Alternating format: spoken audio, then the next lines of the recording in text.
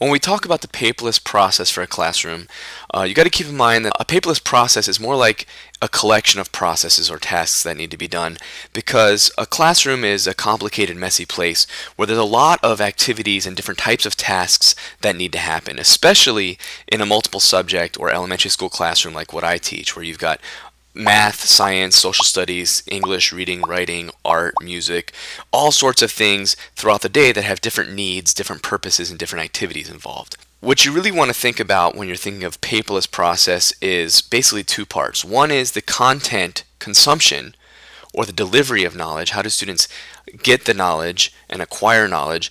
And then the other, equally if not more important part, is the productivity aspect of things. What do students do to apply the knowledge to show what they know and to create authentic products and media? I've set up a website here. Now this can be a good way to have everything sort of centralized in one place, and to streamline, to make things faster and easier for your students, is to provide a website for them. It's always a good idea to have a class web page, regardless of whether you're paperless or not, just to communicate with students and parents about what's going on in the classroom and to keep them up to date. What we have here is, this is our school website. It's through a company called School Fusion, which is now owned by Edline, and it's a content management system so that it automatically creates websites for your classroom rather than you having to create it yourself. It sort of pre-formats it and lays it out for you. And so I'm using that to provide information for my students and my parents, including all of the links. Now links can get very lengthy. You can get a lot of different links, so I've got them broken down into different topics here. Here's our project-based learning science activity that we did, and then under each plus you'll see, if you click on it, a whole slew of other categories underneath each one, and I've got these broken down by topics and sort of by themes as well. We have quizzes on here, so students can take quizzes and have them be graded. That's one great big benefit of one-to-one computing devices, is online assessment really cuts down on grading time and really speeds up the process for students getting feedback on how they did and being able to adjust that. I've also created repositories of web pages. So one thing people think about when they think of content is having access, especially when we're talking about technology now and one-to-one devices, having access to videos. Some people like to call it flipping the classroom. So for example, if I want my students to be able to easily have access to information about Buddhism and Buddha, which is our social studies topic at the moment, I've created this little web page repository that they can use to access YouTube videos without having to go to YouTube. So this way I don't have to worry about them getting off task or finding the wrong videos and the wrong content on there, is to make a little video repository. Now some people like to refer to this as flipping the classroom. You can provide tutorials or videos for students to access outside of school and then spend the time in school using that knowledge or applying it. So that's one aspect of how content can be accessed. Tools like that, as well as if we do look at our math links, for example, there's lots of tools like the Khan Academy. Hi, this is Sal Khan. I just wanted to welcome you to the Khan Academy, where you're about to embark on your own personalized learning adventure, where our system is going to really customize according to your own needs. So students could, of course, go straight to Khan Academy and log in and search for these things, but I try to make it smoother and faster and easier by providing the links directly to those topics and organizing it so that they're only focusing on the things that we know they need to focus on. But the great thing about Khan Academy is they're not limited to that. If they pass it and they do well, Khan Academy and tools like that will allow them to move forward and even become an advanced level and cover topics that we would never normally even have a chance to cover in my classroom. So that's a really great differentiation tool and allows students to move at their own pace, their own speed. There's lots of things out there that can be adapted and adopted from existing curricula. So for example, in our growing up theme stories here, I've found resources online such as an e-word game provided by the textbook company itself, and Quia and Quizlet are two sites that provide various games and activities. So for example, you see matching, flashcards, concentration, word search. Sometimes these sites require Adobe Flash or Java to run, so it's going to be best to access these from a Mac or a Windows computer, such as what we're using here. This is a hybrid running Windows 8. Or sometimes they'll work on Chromebooks, but a lot of times they may or may not work on tablets. Urgency. Buggy. B-U-G-G-Y. So this is another way that we're taking something that used to be done on paper, such as with flashcards, and really enhancing it by making it timed, making it competitive, making audio-visual supports involved, and really taking it to the next level through technology, even though it's the same types of tasks that we would have done with paper. But one thing that people really think about when they think of paperless content is they think of ebooks. You can get ebooks right now without even having to pay anything extra. A lot of times they're included with your curriculum that you've already adopted, that you already have the textbooks for.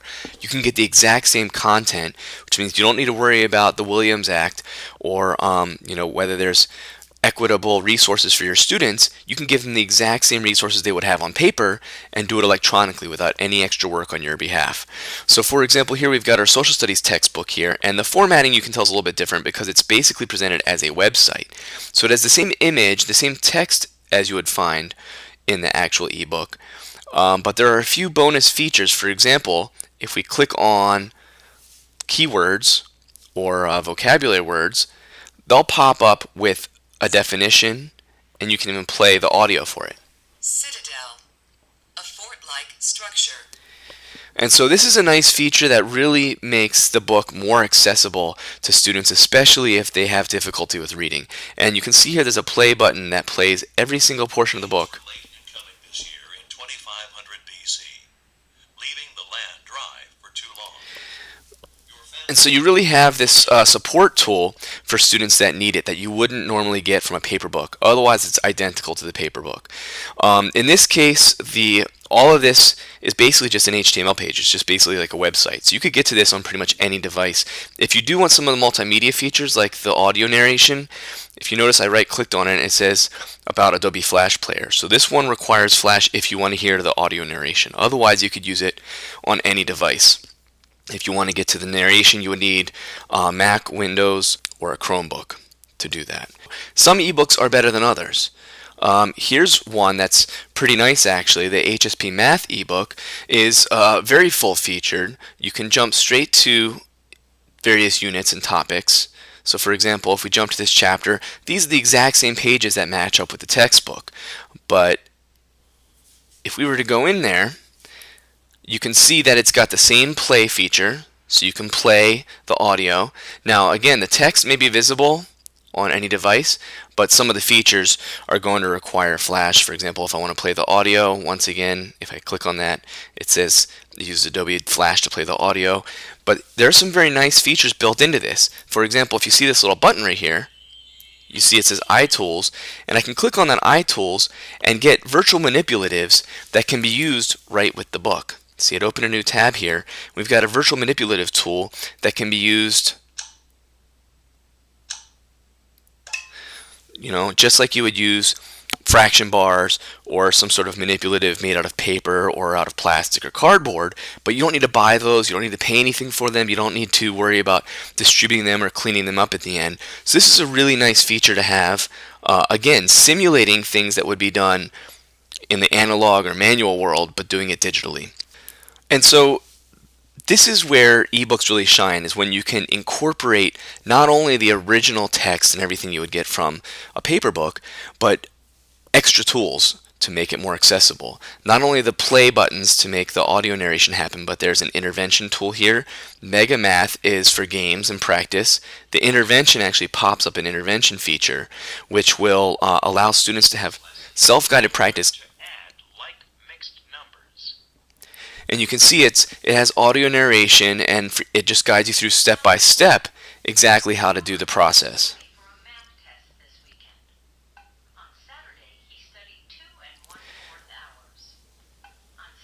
And so this is a very similar idea to Khan Academy. One benefit is that it's tied directly to the book itself and the practice problems, as well as having guided practice, independent practice, and then a quiz that you can take at the end to test your abilities. So this can be a great tool, and it's all part of the ebook. Again, this is one of those multimedia features, so it does require Flash. So you need to make sure whatever device you're using will allow Flash to run on it, which is part of the reason I chose this Windows 8.1 tablet, hybrid tablet, as a feature to be able to access all these types of tools that are free and come with our curriculum.